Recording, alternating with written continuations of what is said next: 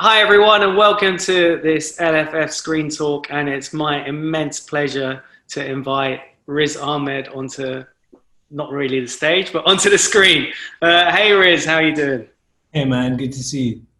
Excellent. So this is going to be a bit of a career overview, but what I'm interested in, because of my own personal experience growing up in London, was when I watched films as a young Asian kid growing up on the estate, I didn't even really believe, I didn't know who filmmakers were or how films worked.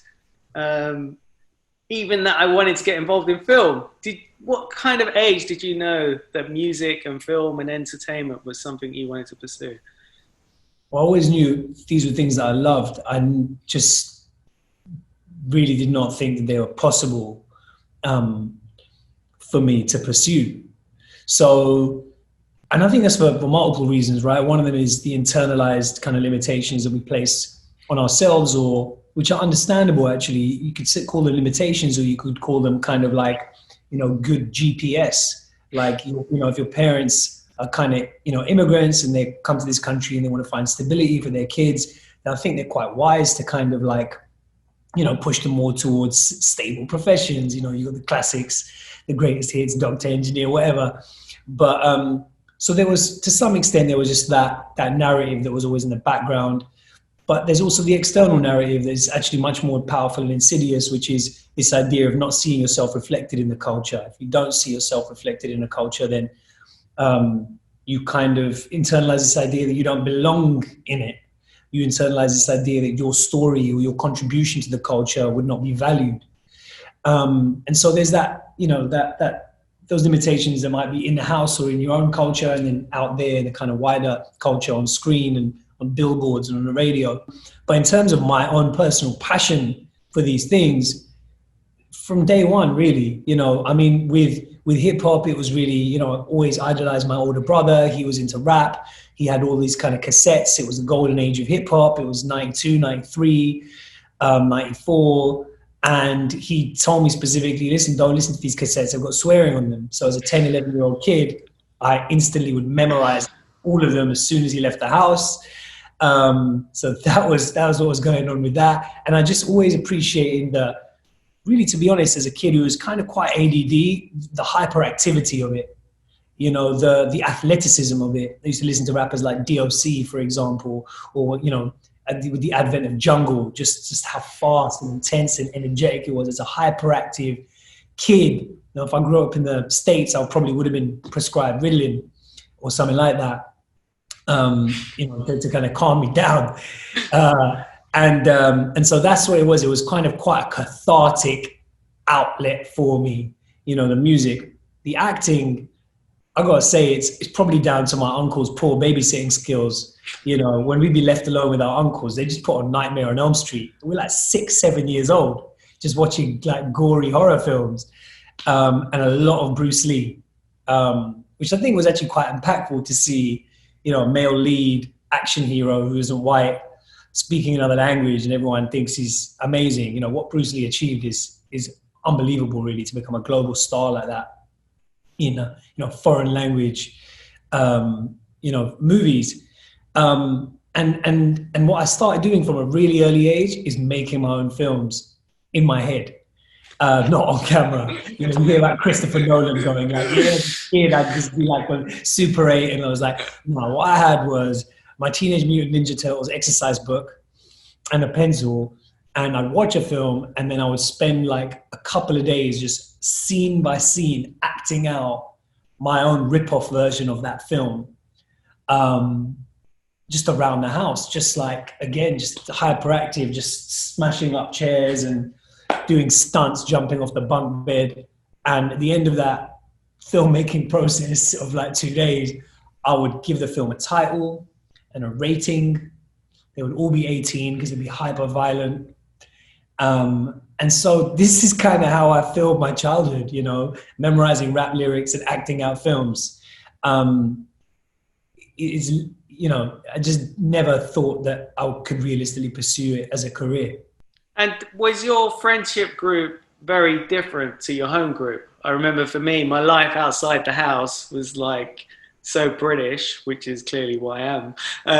But my life at home, I always felt was this traditional cavern that I was going back to all the time and trying to escape from. How was it for you? Well, for me, I wouldn't say that there was a sense of wanting to escape from home personally. It was just that there were different environments.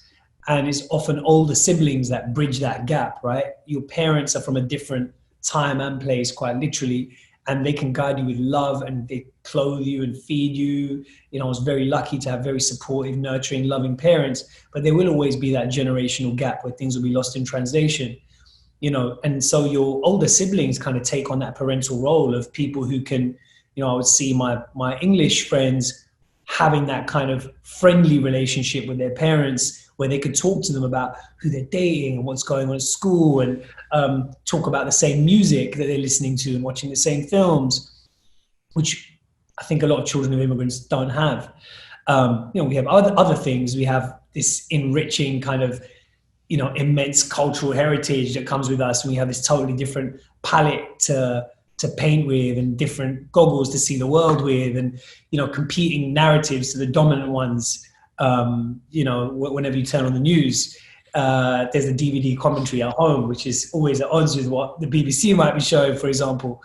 So, you know, we have other things, but that gap was real, but there were ways of bridging that gap. And I think for me, it was about my siblings. You know, I think there was that code switching element that I talk about a lot, and that I made a short film about called Daytimer, which is about a kid who goes to his first Asian daytime rave, which was a big thing in the 90s. You know, Asian girls weren't allowed out at night still a lot of times, so things were a bit more traditional. And so, you know, we'd have our raves in the daytime. Basically, people would skip off school and, you know, change your clothes, and no one would be any the wiser when you got home.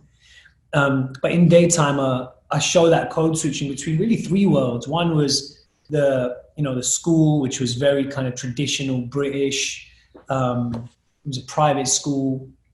And then then you've got the home environment, which was, you know, more Urdu speaking, and, you know, cultural values a bit different, and, you know, it's Pakistani household.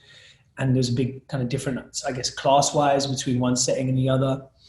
And then the third world was was that kind of like Asian rude boy scene in, like, you know, the mid-90s. I feel like we've seen the emergence of more of a brown middle class now in the 21st century. And I think there are many different ways of being brown. You know, you can be Rishi Sunak, you can be, you know, so many different things. You can be who you want to be a bit more. And I think at that time it was still more likely than not to be a working class experience. And I think the templates for Asian masculinity were really taken from the African American experience. And, you know, Tupac, you know, everyone wanted to be Tupac, and it was that. And so it was a kind of, you know, I think, you know, this was a time when you had a lot of, I guess you could say, kind of inter-ethnic gang rivalries as well, particularly in West London with, you know, you had kind of Sikh gangs in Southall and Muslim gangs in Hounslow, and it was that kind of scene. It had a kind of Rumblefish kind of element to it, you know, if you've seen that film, read the book. And so that was a third world. And so kind of pinballing between these three worlds was what kind of defined my adolescence. Yeah. I remember, speaking of those influences, I remember my excitement when I first heard like Apache Indian. That was so great for me. I was like, wow, someone doing it, much as it might be a little bit problematic. But for you, when was the moment that it went from being these films that you were making at home inside your head that were all 18s to being something that you were pursuing a little bit more professionally?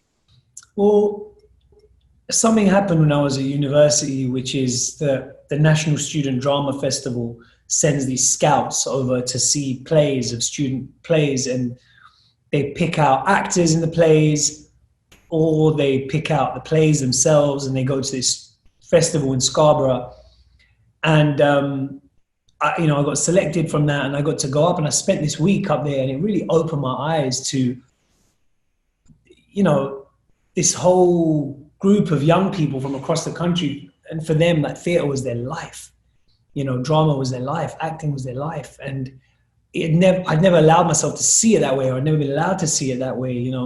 The emphasis was more on academia and a more traditional route. And it kind of blew my mind. And I just realized, like, wow, you can just do this all the time.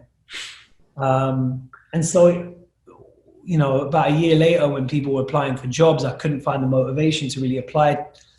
I did apply in a very kind of half-assed way for certain jobs, but I thought, you know what, let me apply to a drama school. And interestingly, it was it was someone at Oxford with me, one of the few Black British women in my whole year at Oxford University, who I'd got to know through, we did this thing called the Access Scheme, where you kind of work to like make Oxford more inclusive and bringing in like kids from diverse backgrounds. And she emailed me. We weren't even that close, but in the way that you kind of nod at someone who you see around, you're like, yeah. And she said, listen, I hope you're going to be pursuing your acting. And that was like the first person who specifically and explicitly said to me, like, you can do this, you should do this. And I thought, really?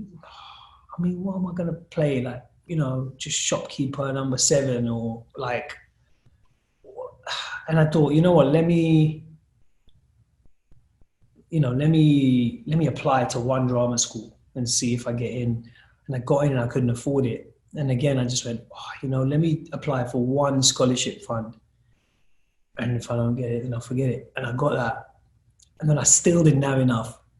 And then a theatre producer called Thelma Holt, who puts together this tour of Japan that the drama students do at Oxford every year. She heard about my situation, and she basically hooked up. There was like a couple of grand I needed, and she hooked it up. It was just like ridiculous luck, and also luck that came from being in a privileged situation of having been at Oxford and found myself in that setting. And I just kind of shudder a little bit to think about the people that were just like, undoubtedly the incredible talent that we lose every year that doesn't have, even me finding myself in that position of privilege, there were so many internal and external hurdles that I had to overcome to pursue this as a viable career. And there's undoubtedly just thousands and thousands of people who, are not able to overcome those hurdles, who don't have that alignment of luck and privilege. So yeah, that's kind of how I applied to drama school and got in, and then that was that, yeah. And then afterwards, as well as in addition to access, there's a question of confidence. And what I always was struck by immediately when post 9/11 Blues hit, which was the first time I was aware of you, was that it takes confidence to have this message and to speak out and say what you did on that record. Where did that come from? So post 9/11 Blues, for people who don't know, was my first bit of music that I put out, and it was kind of like a joke rap song about the post 9/11 circus of fear and prejudice and paranoia. And where it came from is finding myself in the role of a clown in that circus. It came from the reality. It was, you could look at it as social commentary or satire, but it was actually quite personal. It was like, I've started a career as an actor. Guess what all the roles are I'm being asked to play? We're being all asked to play terrorists. Okay, I don't want to do that. I get to do Road to Guantanamo, which was a dream job for me. It was my first acting job. I actually left drama school early to take it because it was a combination of kind of improvised acting, and all my training had been Shakespeare, so this felt a bit more like edgy and contemporary, but also, an issue that I really cared about, which was the, illegal detentions in Guantanamo Bay, which really kind of hit home for me in terms of the kind of world we were moving into. And I was very, very grateful and very lucky for Michael Winterbottom to start my career really and put me in that role and give me that incredible experience. But on the way back from Berlin Film Festival, where again, we were lucky to win an award, on the way back from that festival, I mean, we all got detained by British intelligence officers, who always say that it must be named ironically because they were just doing the stupidest stuff. They were just taking us into this side room, putting us in physical kind of arm locks and, you know, jabbing their fingers in our face saying, did you become an actor to further the Muslim struggle? And all this kind of crazy stuff, going through our phones, being super threatening. There's like 3 of them on you and pretending they were able to do this legally, but I knew my rights enough to know this was bullshit. And it was after that, I just went like, wow, this is like, you couldn't make this up. Like a bunch of actors acting in a film about illegal detention are illegally detained on the way back from winning an award for this film about illegal detention. It's like, and I remember, you know, at the time, a lot of the Guantanamo lawyers, Gareth Pierce and Clive Stafford Smith, who were really helpful, and Clive, you know, wrote about my experience in the New Statesman. They were saying, look, let's do a press conference in Parliament about this. You can sue the government for this. And so many people get harassed like this, but they won't have a chance in the platform to talk about their experience. You have, because of this film. And the kind of crazy, delicious irony of it from the point of view of newspapers.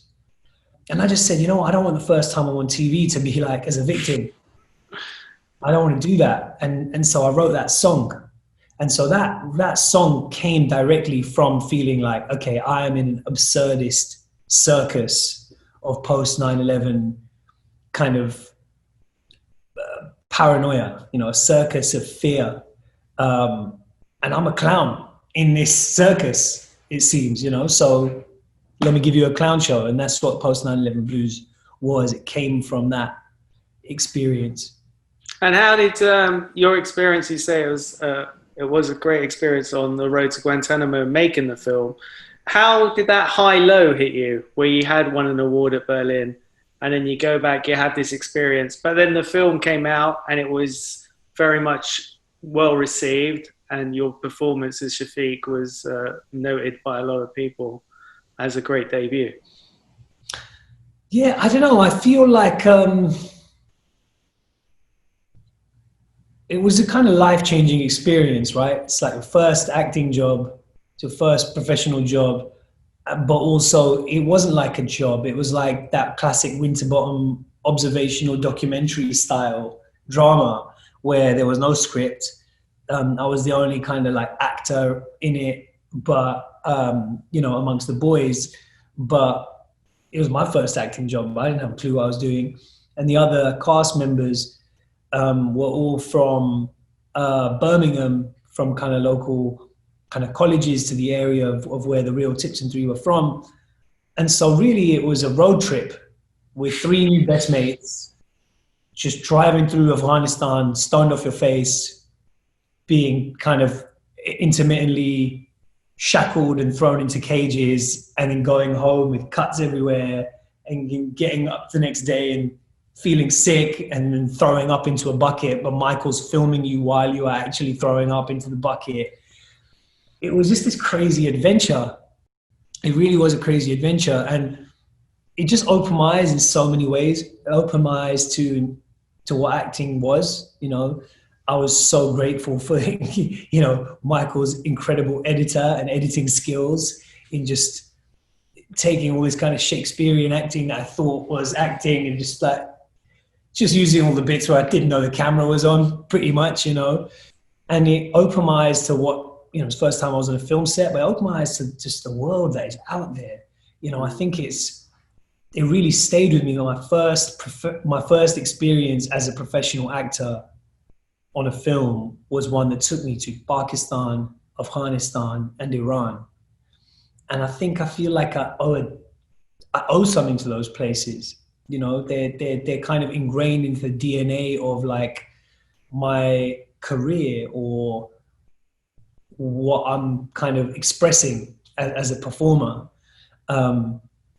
So in a way, it was quite grounding and anchoring for me in not getting just swept up and lost in a kind of tide of deracination, you know, which I think is very easy to happen if you're from certain communities, finding yourself in entertainment, finding yourself in predominantly white spaces and middle class or upper class spaces even, or, you know, where the only two binaries that you're often offered are be the terrorist or be someone called Bob, and there's no mention of your reality and your experience. And so I think it kind of, just going to those countries, the people we met, the adventures we went on, it was still, I'd say, kind of the trip of a lifetime, you know. Yeah. And then jumping forward a couple of years later, almost going back to what you said earlier about Asian gangs, even though you were not playing in an Asian gang, you did this terrific performance in Shifty for Aaron Creevy, where you play this young drug dealer, but it really captured a situation and a mood, and it showed your development as an actor. How is that experience that you remember? Yeah, I mean, again, I'm just super indebted to Aaron for multiple reasons. So Road to Guantanamo, Post 9/11 Blues, and Shifty are kind of almost sit under the same banner because they're with similar filmmakers. So Road to Guantanamo is co-directed by Michael Winterbottom and Matt Whitecross. And then the Post 9/11 Blues music video was directed by Matt Whitecross and Aaron Creevy. On that shoot, I met Aaron, and then he put me in Shifty. So it was this kind of weird pass the parcel of Riz across these projects. And I got to say, I loved it. It was a hilarious experience. So many of those kind of early films where no one's getting paid a penny and it's all hands on deck and we're just all in it together because we love this project. They're some of the most enjoyable experiences you can ever hope to have as an artist if it goes right, you know. And it's down to, I think, Aaron's leadership on set, that he set such a beautiful, playful, collaborative tone, whilst also being meticulous in rehearsal. It was in many ways, I mean, it was my, you know, that and Brits were like my first experiences with like, okay, do something with a script. Do you know what I mean? Because I'd done Road to Guantanamo and then I was doing this. And I was also hugely grateful to Danny Mays, you know. Danny Mays was, you know, much more established than me, a lot more experience, and he was very kind to me, you know, and he was very welcoming and open. And similarly with Jason Fleming, you know, it can always go multiple directions when you're like this new kid on a film set and you've got all this stuff to do, and you know, people can get tense and, you know, you've got limited time and egos, but it just wasn't like that at all. And I'd say that's just down to Aaron, you know, and I would say that's a lesson I've learned again and again, is the tone is set at the top every time. You know, if the director and the main producers, the main actor are giving off a certain energy, that energy will trickle down into the whole production, through the rest of the team. So it was a lesson in working really fast, and it was a lesson in making sure you bring some good energy and good vibes to your work, because people actually work harder and work better. This myth of like punishing people to get the best out of them is, I feel like I learned early on that that's bullshit. You know, working with Aaron, working with Michael, working with Chris Morris, you can get great stuff out of people by leading with a sense of play and collaboration. That's funny. I was going to move on to Four Lions and Chris Morris next, because that sounds on paper like a film that really shouldn't work. I didn't think it was. I didn't think it was a film that would work because, you know, I turned it down when he offered it to me, because I just thought, man, I don't really want to. This is like fatwa bait. You know, not really. But also, more importantly, it wasn't so much fear of people's reaction. It was just my own. I'd set these filters on my career myself quite intentionally when I joined the profession of, I don't want to play like terrorists, and I don't want to, you know, add to that narrative that stereotypes us. And luckily, I'd kind of got to know Chris over a period of a couple of years of him developing it. Anyone who knows Chris knows how meticulous he is in developing these, you know, different, all these projects that he works on. And he reached out to me after Post 9/11 Blues, after he saw that, and said, look, I'm making a film about this stuff, you know, and And we just would meet up every few months and have a chat. Every few months we'd meet up and we'd just have a chat. And I just thought, like, this guy is just like my mate, and every now and again I might put him in touch with someone I know up north or something, and every time he'd come back knowing more than me about what it is to be a Muslim in Britain, almost, you know, outside of the lived experience of it. And so when he gave me this, I'd forgotten there was even really a film at play. I just thought he's off on his little missions. And then he gave me this script and I read it. I was like, this is funny, but nah, I'm not really looking to be in it. And then he met up with me and said, listen, people are going to be rooting for these characters. This is not, he said something like, look, when you make someone laugh, you bypass their brain. And just trust me. And honestly, I had my massive doubts about everything he was saying. I just trusted him. You know, I just thought, I really like this guy, man. I've got to know him a little bit over the last few years. I kind of just trust him. I trust his energy, and all right, let's do it. You know what I mean? Let's give it a go. And again, it was an example of how play and kind of inclusivity and collaboration can yield such great results. And we were so lucky to have Jesse Armstrong and Sam Bain on that film, you know, who wrote Peep Show. And I think it's kind of interesting now, you know, whether people would say Four Lions shouldn't be allowed to be made. You know, you've got a white director and two white writers doing a terrorism comedy. I've got to say, at the time, Chris had tremendous challenges getting it made. And Film 4 didn't want to make it for a long time. And then in the end, he did a kind of fundraiser online. He said, you can be an extra in a film if you give me 20 quid. And that kind of started it up again.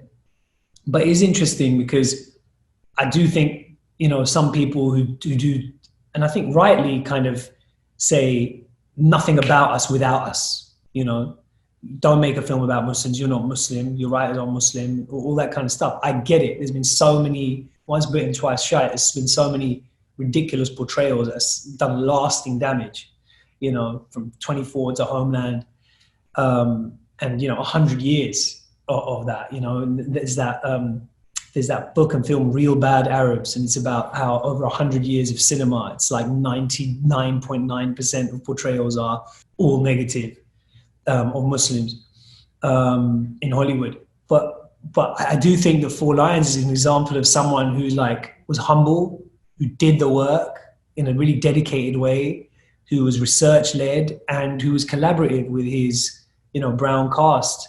And I think that film is it's just kind of stood the test of time, you know, and is so many people's favorite film. It's kind of crazy. People stop me and say, that is my favorite film, which is such an honor to have been part of it. But again, it's down to kind of Chris's genius, perseverance, and humility that I think he got the results he did. Yeah, for me, I remember when I watched that film, I was on a roller coaster ride of like laughing and then not being sure about it. And then that ending was just incredible. It blew me away. I was like, this is such a brave and fulfilling film, and is an artist who's willing to go to places that you're not supposed to be allowed to go.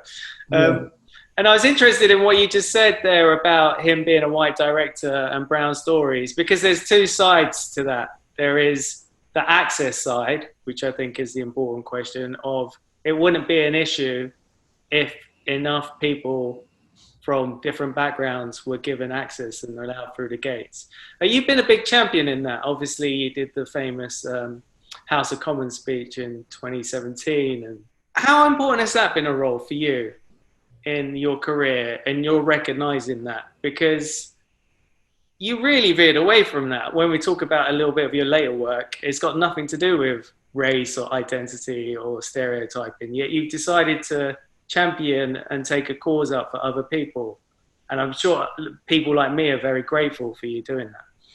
Oh, thanks, man. I mean, I guess for me, in terms of my work, like, I often say that it kind of goes in stages, right? So you have first the stereotype or the caricature of the terrorist or the cab driver or whatever, and then you go to the roles and stories that are subverting the stereotypes, which is stuff like The Road to Guantanamo or Four Lions or Brits. That's kind of taking place on a landscape of, say, the War on Terror or that kind of stuff. But it's subverting those dominant narratives. It's kind of, jumping on the bandwagon to like overturn it, and then I say you kind of got that third stage, which is where the character and the story are not primarily defined by any of those kind of capital C cultural issues.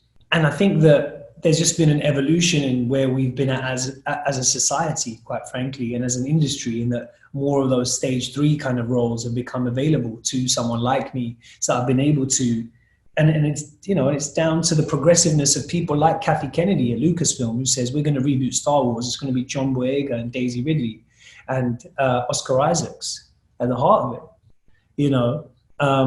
and, when it comes to casting Rogue One, it's people like me and, Donnie Yen is in it, and it has that kind of, that representative kind of casting. And so I think there's just been that evolution, being lucky to have stuck around in the business long enough to have seen those things open up, and then being able to kind of step into those roles.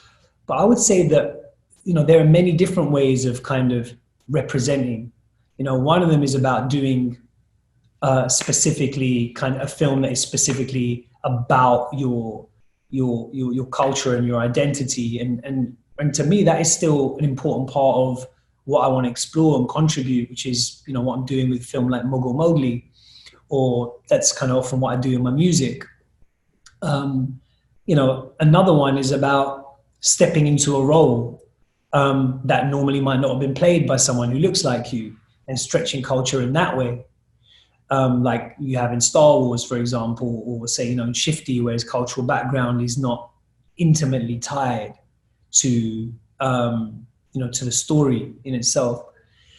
I also think, and I'm thinking more and more about how you get past that burden of representation, and how you kind of move from representing to just presenting yourself, to actually putting down the question of like, what do I think, these imaginary people in my head that I'm kind of repping would want to see? What do I wish existed when I was a bit younger? These are all thoughts that have always entered my mind and informed my choices, and they continue to. But at the same time, I am,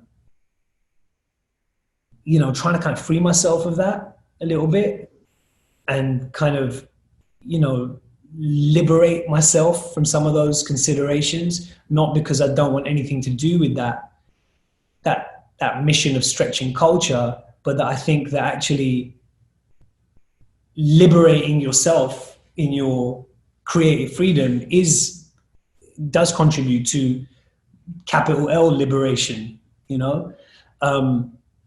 Teju Cole wrote a little bit about this, and writing about what he thinks people want from their art. And he had this interesting quote that I think, above all, people want to feel a sense of freedom, feel that the artists created this freely, unapologetically, that their sense in freedom in making that work jumps off the page. If you look at Basquiat, for example, some of his work will be more explicitly kind of political, like it's one of his specifically about the film industry. It's called Hollywood Africans. But a lot of it is it's political in the sense that it's subversive, in that it does its own thing, in that it kind of, is not a slave to the norms or the creative norms of the time. And so I think that's I'm thinking more and more about how representing is not about representing your people or a community, which is always doomed to fail and is always going to be simplistic. It's always going to be a distillation of a complex experience to something singular, and thinking more about just presenting your personal experience unapologetically. And I think I'm seeing that in my work. I feel like it's coming from a more personal place now.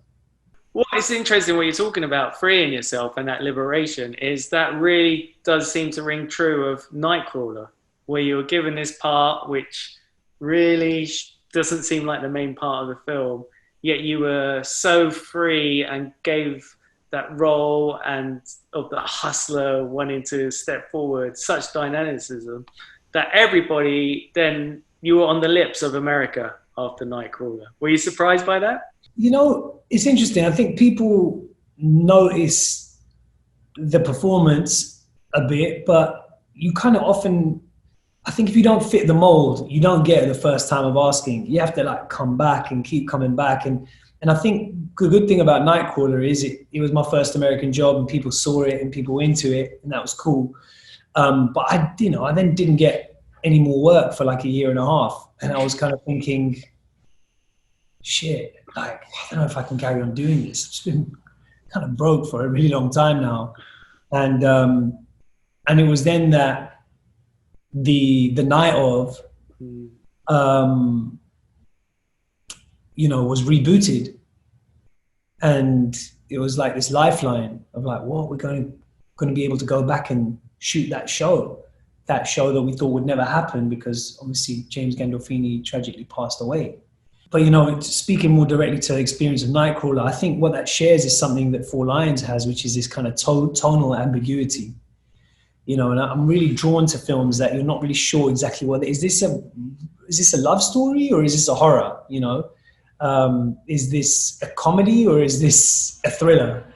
I really love those kind of stories, and I think Four Lions has that, and I think Nightcrawler also has that. It's down to Dan Gilroy's incredible writing. And also I'm really grateful to Jake in that, he was very involved in the casting of that film and gave me a shot, really. I just had like reached almost the end of like the road, a little bit for myself of like, I'd kind of done these films. I'd done Shifty, I'd done Four Lions, I'd done Road to Guantanamo, I'd done stuff that had made an impact. I'd done Brits. These were all things that people talked about. They were on billboards. People were writing huge op-eds about Brits when it came out. It was the first kind of TV show of its time that was talking about what it was. All Road to Guantanamo, all of these things. And yet I couldn't quite find a way of migrating from the kind of the politics column to the arts column. You know what I mean? Because of this work that was, culturally relevant and entertaining, was still kind of looked at through this kind of social commentary lens or, anthropological kind of thing. And honestly, I just hit a massive glass ceiling in the UK. They just weren't those jobs for me. Once you've kind of done a couple of those independent movies, there's no next rung for you. The next rung is these big scale period dramas that they're not gonna, you can't be in. So there was nowhere really to go for me here in the UK. I'd really hit the end of the road, which was quite sad and quite telling. And I think that it's still true for a lot of people here, to be honest. And then it was only once I got to the States, it was like, all right, I'm gonna start again now. You are kind of starting all over again in America. And I always think it's quite telling how quick America is to kind of, create opportunities for new talent compared to the UK. Of course, it's a different scale and size of industry, but I do think there is, there's just a different way of embracing new talent, I think. I think you're totally right, because obviously I can speak from the other side, from the arts perspective, and how hard it was to try and say, hey, there's Riz Ahmed, we should cover him. And it's like, why? Because they haven't watched the shows and all the films because of it's hit the zeitgeist, but on the news pages, not the arts world. And then if you don't have that build up, you can't get pushed into the right direction to get the other roles. And it's the same as a writer. I don't think if I didn't do Spike Lee's biography, who was an American and gave me a chance, that I would have had the possibility of writing for national papers for as long as I did. Yeah, it's incredible, isn't it? It's just find out with so many people, speaking to Idris, Dan Kaluuya. I remember Idris once said to me, he was like, "You got to get to America, man." And I was like, "Man, what are they going to do with someone like me over there, man?" And he just said, "Limit yourself not." You know, I remember him saying that to me, in the Globe at Notting Hill, and he was like, "You got to get out there." And I just got Nightcrawler. I was like, "All right, let's try this." But I do think it is quite telling. You know, there's a very short ladder, I think, for people of color in the UK. I think that's changing, but often you need to kind of like switch over to the States to come back to get to that, you know, next level of having more opportunities. But then you did really hit the next level. You had like obviously the Rogue One, and you had a bit in part in Jason Bourne, but the connection with Steve Zaillian, he really seemed to be able to bring out the best with me. And that first episode of The Night Of, I remember, just completely blew my socks off. What was your discussions like, and how did you feel about Naz and playing that character? You know, I'm really lucky to have been a part of that. It's just one of those projects that I think just, you know, everyone was talking about it, and it was just so well made. And that's down to Steve Zaillian's really perfectionism. You know, he was a stickler for detail down to the minutiae, which can be intimidating sometimes to work with, but ultimately you're really grateful for, you know, for him being such a kind of specific sculptor of each moment, each scene. And, you know, it has to be said, such a, you know, used to come from an editing background as well. And, you know, anything that worked in that performance is down to his edit, you know, as well, because it has to be said, I felt a little bit crushed under the pressure of that role, if I'm honest. I felt like, you know, I was going to meet people in Rikers Island prison. I was meeting people whose lives had been stolen from them due to wrongful convictions. And I was volunteering at a South Asian Youth Action, you know, kind of youth center in Queens in New York, to be around that experience. And I was working out 3 hours a day because I had to kind of gain the size while we were filming. Often you gain at the front. Now I've learned you gain weight at the front, you shoot that out, then you have a break and you drop, and this is not what that was. This is while we were filming. And it was just all just really intense, and Steve was this perfectionist. And honestly, I was doing some really bad work in those first, you know, I just couldn't just be there. My head was just in the, you know, and also being aware that, you know, James Gandolfini, who's an actor I loved, he initially was in this show and he died, and sometimes you just get in your head and the pressure is so intense. And so I'm lucky really to have been in the hands of Steve Zaillian, and also Jane Tranter as a producer who brought that story over, who's very, very supportive when I was kind of going through it a bit. And I would say finally, John Turturro taught me a lot, like a huge amount on that. I said to him right at the start, "Listen, man, you're a legend. Tell me anything you want. You want to come and say something in my ear, direct me, you want to tell me some shit, you can do it. I'm telling you right now." And he was very gracious with how often he came in and talked to me, but he did talk to me and he helped me. And he you know, he's got an amazing way about him where he kind of conveys deep wisdom in this very unpretentious way, you know, often through like kind of meatball sauce recipe metaphors. Like, you know, you talk about, listen, when you're cooking meat, you got to just tenderize it and put it in the oven, okay?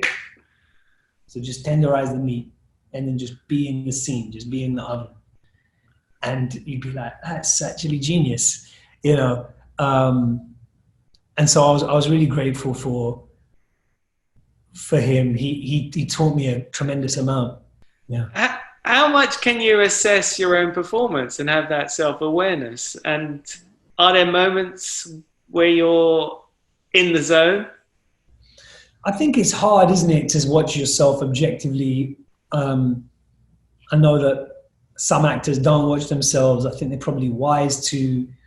I felt that I needed to start watching myself at one point because I felt that directors held me to a lower standard than I was holding myself. And people were willing to move on when I was not willing to move on. And people were like, that's good enough. And I was like, that is not good enough. We need to go back and we need to do that. And it also came from, I guess, like working on sets that were quite small and there being a kind of open vibe, on those sets. For example, Ben Drew being really welcoming in terms of like helping me in the filmmaking process, allowing me to help him and to kind of talk to each other through that for Ill Manors. So that's what, and also I guess I've just always been fascinated with the actual filmmaking process. So I'm interested to go to the monitor. So it's that, those two things that kind of led me to start watching, just a curiosity about filmmaking and a kind of perfectionism really that was probably unhelpful in many ways, but it's where my head was at, for many years. And I guess it is really hard to watch objectively, but I think if you can try and watch it like you're watching someone else, then I think it can sometimes be helpful, you know? Sometimes if you're just not getting something, it's easier to just go to the monitor and have a look rather than put a director through the headache of trying to tactfully translate how badly you're screwing it up in a nice way to you. Just go and have a look at it. So I don't know, I feel that it's helpful. But whereas before I used to try and watch everything, now I'm trying to limit it a little bit. And I think that actually it's about trust, isn't it? It's about having faith in your collaborator and just jumping.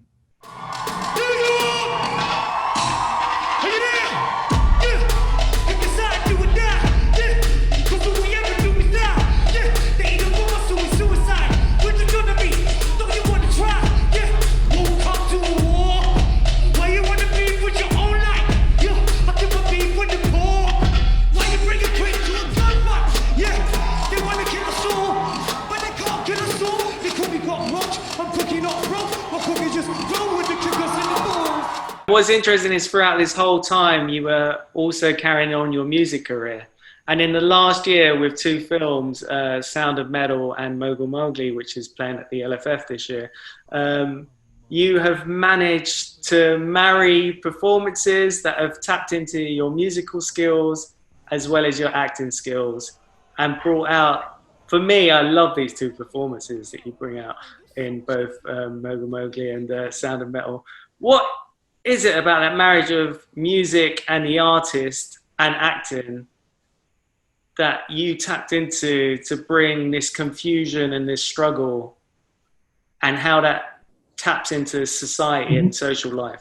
Yeah, I was talking before about how I think I want to move from like trying to represent others to kind of trying to present myself and my own personal experience, and how I think that's creatively liberating for me, but also more liberating on a wider context, socially. It's inspiring to see someone be themselves and share their experience. I was so inspired by Michaela Cole's show recently, I May Destroy You, which was so unapologetically personal and intimate and specific to her experience. And I guess, I took on Sound of Metal and Mogul Mowgli from that mindset, I guess, from the perspective of feeling that, I want to start creating from a more personal place.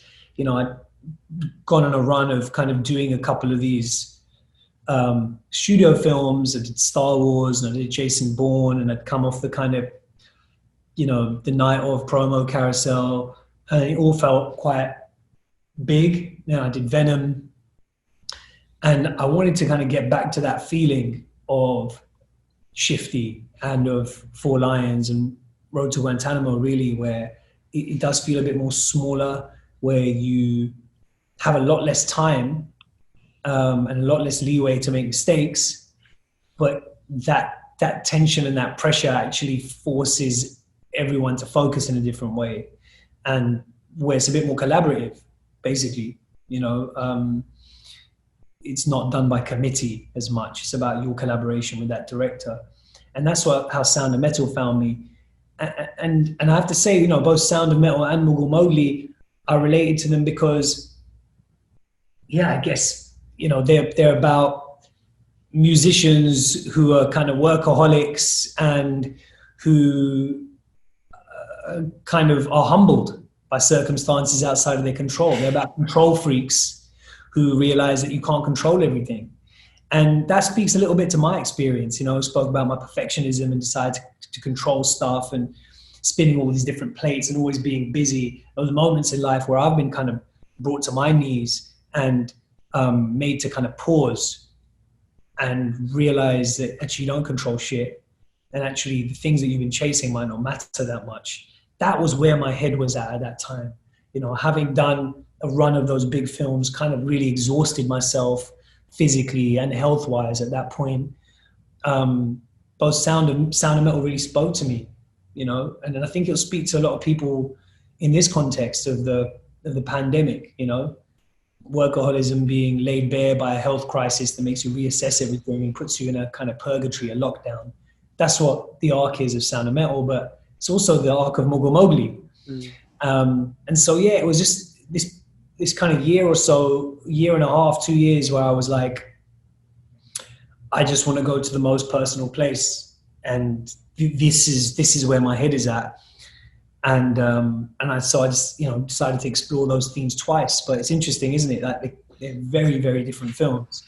You know, on paper, if you were to kind of distill it down to bullet points, they sound very similar, but I don't think that does them justice. And it's in some ways a kind of a lesson, isn't it? It's like so much of it's about the execution, the tone, the filmmaker. The whole thing they feel like very different films, even though in terms of their point of origin, I was exploring very similar things in both of them. And what I've also, in terms of Mogul Mowgli, I really loved was from my own experience of being a Pakistani growing up in Britain. The film really taps into that experience of double consciousness, of code switching, in a very intelligent and esoteric fashion. It doesn't tell it to me as a drama. It tells it to me more in the abstract. And that was very important to why I loved that film. You were heavily involved in the creation of this film. What did you know that it needed to push it in that direction? Well, that's Bassam who pushed it in that direction. You know, Bassam pushed it in that direction because his sensibility is to kind of veer towards the esoteric, to lean towards the mystic. And I think mine is more to lean towards the comical and the clear, you know. And I think there was a healthy balance between us both in kind of making sure that things felt mysterious without feeling too confusing. But it's interesting because, you know, I co-wrote the film with Bassam, and we came up with a story together. We put a lot of our lives and our experiences into that film as brown artists who feel like they're representing people but feel crushed and paralyzed by that and restricted by it, but also animated by that sense of mission. But actually, you're talking about repping your people. When was the last time you spent any time with your family? You're just always out there on the road, like trying to feed your ego and get all this validation. You don't do it for your people. Your people are at home missing you, you know? And so we just put a lot of that into the film and explored a lot of that. And when you realize it's like, in some ways, the more personal your work gets, the more you realize you can't just simplify it. Yeah. You know, you have to be esoteric. When it's someone else's experience, it's a fictional experience, we're very quick to like simplify it. But when it's your own, you realize that the complexity of it defies neat categorization. And so it started getting weird. You know, we started building up this universe of references from our own cultural heritage and our own experience, and we didn't have the time to explain them to people. We just hope that people would get it emotionally and could run with it. So I think it's esoteric tone is a result of Bassam's sensibility, but also the realization that the complexity of your authentic experience can only be communicated through the indirect, through metaphor, through magical realism rather than social realism. And also because magical realism is our vocabulary as South Asians. You know, we come from a culture that's steeped in mythology, in spirituality, in revelation. And so we wanted to bring our own grammar to the way that film was made. We wanted to kind of explore what brown cinema in the diaspora feels like. It shouldn't just feel like, you know, British social realism with brown characters in it. It needs to be told in a different way. Yeah, it's so interesting. When I've got a final question, which is telling this story in a different way, and we're at the London Film Festival. How important was it to tell this story in London? I know it starts in New York, but it feels like a British story to me with universal themes. Yeah, you know, it's interesting. We were going to make a lot of the film in Pakistan at one point, and what we realized is that was a cop-out. It wasn't about reconnecting to a place. It was about reconnecting to people. One of those people is your dad. One of those people is this old Qawwali singer who, even though you dismiss as a kind of like weirdo, has actually gifted you the space to be an artist and gifted you this legacy of like subversive creativity. Another one of those people that the film's about connected to is yourself, your core self, underneath the mask of, you know, the performer. And so it was about connecting to people, and those people and that kind of complex mosaic of different characters, they all exist in London. You know, there is a richness to the mongrel experience of London, you know, the mishmash of it culturally, but also the kind of like the fact that as diaspora, we do live in a kind of no man's land. That no man's land, that blank slate almost feels like that's a really daunting, but also really inviting canvas for us as artists, you know, to make our identity from the old and the new. That is the project that is at hand for us, to kind of build our world and tell our story and build it through collage from, not quite from scratch, but, you know, from all these things that we've inherited. And to do that, otherwise other people will tell our story and they'll tell it their way. And so something about kind of making a home in no man's land, making a home through fiction, you know, making, you know, 1950s Pakistan in Hounslow, joining those diaspora dots, you know, it just felt kind of exciting and inspiring, and something that on a personal level would be quite healing for us. So that's why we did that. Riz, thank you so much. You've been so generous with your time and your thoughts, and I can't wait for the next stages in your already excellent career. I can just see it going better and better. Thanks so much for this. So much, man. Thanks for such thoughtful questions, and thank you for being there every stage along the way to check in and talk to, and always being so supportive and helping to frame these stories. You know, it's so important we tell these stories, that there are critical thinkers and critics and journalists and writers like you who can really try and understand and get under the hood of what we're trying to do, and be that bridge to audiences. So thank you, man. Thanks, man. Cheers.